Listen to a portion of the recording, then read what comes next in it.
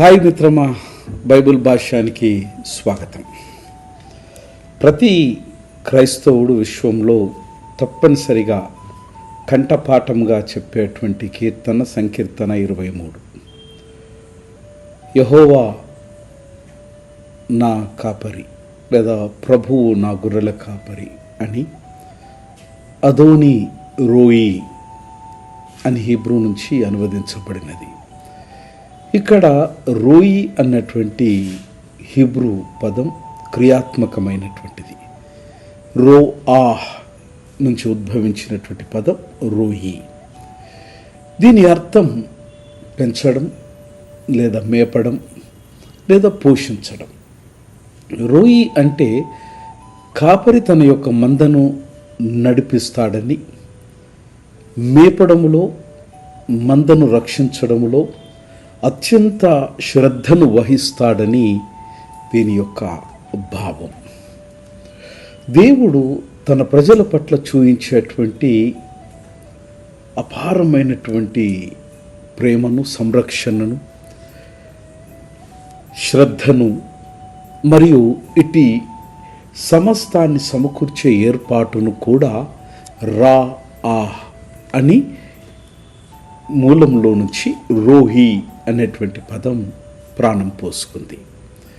అదోని, అదనాయ్, రోయి లేదా రావా అనేటువంటి హీబ్రూ పదము primarily it means feeding, tending, making to eat and giving food to the sheep. యెహోవా రా అంటే ప్రభువు నా గొర్రెల కాపరి అనేది హీబ్రూ బైబిల్ చెబుతుంది. ప్రత్యేకంగా కీర్తన లేదా సంకీర్తన 23:1 ఇది దేవుని కొరకు ఇవ్వబడినటువంటి యథార్థమైనటువంటి ఒక బిరుదు. ఈ పేరు దేవుని యొక్క వ్యక్తిగతమైనటువంటి నామమైనటువంటి యాహ్వే మరియు హీబ్రూలో గొర్రెల కాపరి అని అర్థాన్నిచ్చేటువంటి రా యొక్క కలయికగా మనం చూస్తాం. ప్రభువు నా గొర్రెల కాపరి, యెహోవా నా కాపరి అని ఇది అనువదించబడినది. దీనిని రో అని ఉచ్చరిస్తారు. దీనిలో హీబ్రూ యొక్క దృక్పథంలో 23వ సంకీర్తనలో ఇది తొలి వచనంగా ఉపయోగించబడినది. హీబ్రూ యొక్క పదాన్ని మనము సమీక్షించిన ఎడల, పరిశీలించిన ఎడల దీనిని దేవుని యొక్క లక్షణాలు మరియు మానవత్వముతో, మానవులతో దేవునికి ఉన్నటువంటి అతి సన్నిహితమైనటువంటి సంరక్షణ సంబంధం గురించి లోతైనటువంటి అవగాహనను మనకు తెలుపుతూ ఉన్నది. ఈ పదానికి మందను మేపడం అని అర్థం. ఇది గొర్రెల యొక్క కాపరి యొక్క బాధ్యతలతో అది ప్రస్ఫుటంగా లేదా అక్షరార్థంగా ప్రతిబింబిస్తుంది.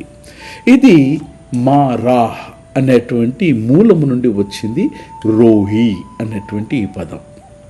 ది మారా అనే యొక్క అర్థం పచ్చిక బయలు.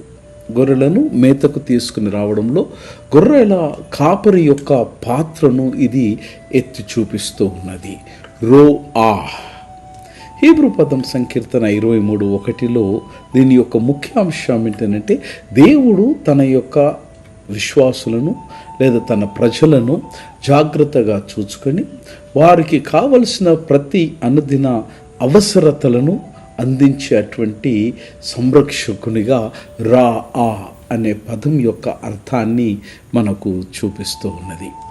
మేపడం అనేటువంటి పదానికి అర్థం దేవుడు తన ప్రజల యొక్క సర్వ క్షేమములు లేదా శ్రేయస్సు లేదా సంక్షేమమును నిర్ధారించేటువంటి సంరక్షకుడు మరియు పోషకుడు మరియు సమస్తమైనటువంటి అవసరతల్ని